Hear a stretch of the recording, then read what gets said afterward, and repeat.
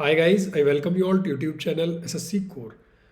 SSC CGL 2024 के mains में लगभग 1.5 लाख से ज़्यादा बच्चे सेलेक्ट हुए और बहुत सारे बच्चे जो हैं इसमें नए होंगे जिनका स्कोर जो है स्टक हो रहा होगा 300-310 के बीच में।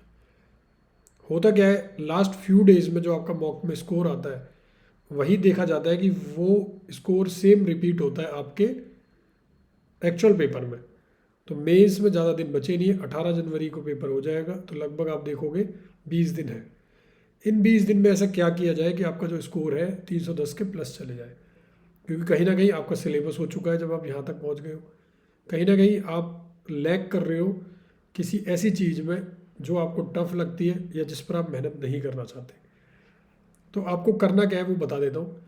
अभी फ़िलहाल के लिए मेरे पास काफ़ी सारे बच्चों के मैसेज भी आ रहे थे और मेरी बात भी हुई पर्सनली उससे। तो आपको सिलेबस जो आपने किया है और जो टॉपिक आपके कमज़ोर थे, किसी का प्रोबेबिलिटी हो सकता है मैथ्स में, किसी का रीजनिंग में डाइस, या किसी का जीके में बायोलॉजी, आपको उन टॉपिक को अच्छे से कर लेना है। मॉक टेस्ट को आपको रोक देना है इस हफ्ते, जो ये अपकमिंग वीक है, मंडे टू फ्राइडे आप कोई मॉक मत दें।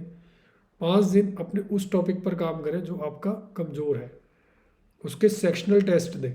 जैसे मैथ्स में है प्रोबेबिलिटी का, तो उसके चैप्टर वाइज टेस्ट दें। आपका स्कोर डेफिनेटली बढ़ जाएगा, धीरे धीरे इम्प्रूवमेंट देखने को मिलेगी। तो आपको रुकना नहीं है, चैप्टर वाइज टेस्ट को देना है और फिर उसके बाद सेक्शनल देना है, मैथ्स को ही देना है सिर्फ। और कुछ बच्चों का मैंने ऐसा देखा है कि मैथ्स और रीजनिंग में कम स्कोर आ रहा है, यहाँ आपको लैग नहीं करना है। मैथ्स रीजनिंग में आपको फुल मार्क्स चाहिए। मैं फिर बता रहा हूँ, जो भी बच्चे आपको दिखते हैं ना रैंक लेके आ रहे हैं या टॉपर बन रहे हैं, उनके मैथ्स रीजनिंग में 90 आउट ऑफ 90 आ जाते हैं। कभी हो सकता है कि एक क्वेश्चन आपका वहाँ गलत हो जाए, वो आप अफोर्ड कर सकते हो, बट आपके 3-3 2-2 क्वेश्चन गलत हो रहे हैं, ये नहीं चल पाएगा। मैं फिर बता रहा हूँ, लास्ट के कुछ दिन पहले पूरा का पूरा आपने जितनी गलतियाँ करी है पुराने मॉक टेस्ट में उनको देखें, कहाँ पर आप गलती कर रहे हो, उसे इम्प्रूव करने का कहाँ पर स्कोप है। ठीक है, हो सकता है कुछ बच्चे जो है मॉक टेस्ट देते हैं, 310 नंबर आए उसके बाद छोड़ देते हैं, कुछ नहीं करते। जितने भी अब तक आपने मॉक टेस्ट दिए हैं, मैं मान के चल रहा हूँ अभी रिजल्ट आने के बाद 30 मॉक टेस्ट अगर किसी ने दिए हैं, उन 30 के 30 मेंस के मॉक टेस्ट को आप एनालाइज करो कि 30 मॉक टेस्ट में क्या गलतियाँ आपने करी हैं। अगर किसी ने मैथ्स में कोई टॉपिक छोड़ा है तो उसको एनालाइज करें, रीजनिंग में है तो उसको करें, उसके बाद नया मॉक टेस्ट दें। मिनिमम 3 दिन का ब्रेक तो आप ले लो अगर आपका स्कोर नहीं बढ़ रहा है। ठीक है, जिन बच्चों ने अभी तक टेक्स्ट बुक के पास प्रो को नहीं लिया है और अगर वो कहीं से भी प्रैक्टिस कर रहे हैं, वो टेक्स्ट बुक का पास प्रो ले सकते हैं। इस टाइम पर लोएस्ट प्राइस चल रहा है, ये आपको 12% का और ऑफ मिल जाएगा ये कोड डालने पर। इसका लिंक मैंने डिस्क्रिप्शन में डाल दिया। ये लास्ट 31 तक आप परचेज़ कर सकते हो।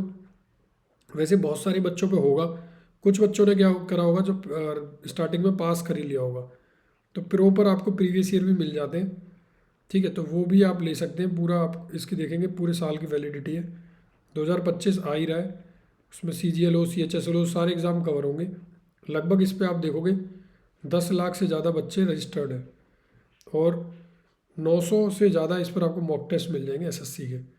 ठीक है मैं कुछ चीज़ें बात करूँगा कि जो लेटेस्ट में हो रही है ना, पेपर कैंसिलेशन की। जैसे बंगाल में SSC का रिक्रूटमेंट एग्ज़ाम सुप्रीम कोर्ट ने जो है बोला है कि दोबारा करवाने के लिए। अभी की न्यूज़ है रिसेंट की, कि वेस्ट बंगाल में जो है OMR सीट पर एग्ज़ाम हो रहा था और ये पाया गया कि उसमें टेंटेड कैंडिडेट्स हैं, मतलब उस सीट के साथ छेड़छाड़ है। तो उसको उसकी ऑथेंटिसिटी जो उनका इलेक्ट्रॉनिक फॉर्म में डाटा स्टोर्ड हुआ है ना OMR के थ्रू, उसकी जांच करने का ये आदेश दिया गया। ठीक है, तो सुप्रीम कोर्ट ने कि ये कुछ ऐसा कि इससे पता लग जाए कि कौन टेंटेड है कौन अनटेंटेड है, ताकि पेपर कैंसिल ना हो। ऐसे ही आप देखोगे कि SSC CHSL में भी इरेगुलरिटी हुई थी, दिल्ली पुलिस ने FIR फाइल करी। ठीक है, जिसमें 53 कैंडिडेट पाए गए कि उन्होंने जो है अनफेयर मीन्स किया है और एक ही सेंटर से बच्चे सेलेक्ट हो रहे थे। तो ऐसी इरेगुलरिटीज़ भी अगर आप देखोगे ना पेपर के अंदर, तो जो कुछ सीट्स होती है ना वो इस वजह से भी मतलब कम हो जाती है और स्कोर जो है आपका बढ़ जाता है। तो जहाँ अगर मान के चले आपका 315 पर अगर सिलेक्शन होना था, तो हो सकता है अब 320 पे हो। तो पहले क्यों ना अपने टारगेट को आप एक तरफ ऊपर ले जाए।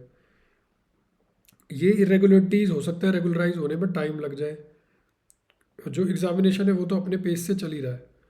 तो मैं सजेस्ट करूँगा कि फ़िलहाल इसकी रूट कॉज का सॉल्यूशन अभी अगर नहीं आ रहा है तो आपके पास ज़्यादा टाइम है नहीं, तो आप 320 प्लस पुश करके चलें अपने आप को। क्योंकि हो सकता है अगर ये कैंडिडेट्स का जो है अनफेयर वाले निकल जाए तो ये 5-7 नंबर की विंडो जो है ना ये कवर हो जाएगी और आपका स्कोर जो है नीचे आ जाएगा। बट फ़िलहाल यही कि अगर आपको नहीं समझ आ रहा है कि कैसे स्कोर बढ़ाना है तो अपने आप को 2 से 3 दिन का तो मिनिमम ब्रेक दे दें, और उस बीच में अपने सारे प्रीवियस ईयर कवर करें जो भी आपने सेक्शनल या पूरे होल्ड मॉक टेस्ट में, फुल मॉक टेस्ट में गलतियाँ करी हैं।